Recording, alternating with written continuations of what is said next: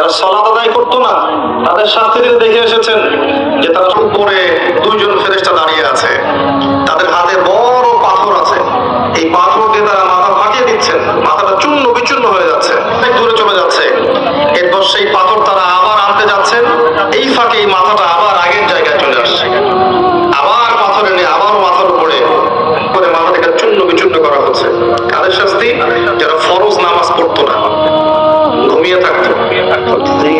নবী সাল্লাল্লাহু আলাইহি ওয়াসাল্লাম বলেন, কোন নারী যদি করতে পারে তার জন্য আল্লাহ পাক জান্নাতের 8টা দরজাই খুলে দেবেন, যে দরজা দিয়ে ইচ্ছা সে প্রবেশ করতে পারবে। তার প্রথম কাজ হচ্ছে নারী 5 ওয়াক্ত সালাত আদায় করে। কতজন মেয়ে এখন 5 ওয়াক্ত সালাত পড়ে নিজেরাই ভেবে দেখেন, বা আদৌ সালাতের নিয়ম কানুন জানে কিনা ভেবে দেখেন, ওযু ভেবে দেখেন, সালাতের ফরজ ওয়াজিব কোনটা, সুন্নাহ কোনটা, মুস্তাহাব জানে কিনা এটা ভেবে দেখেন। জীবনে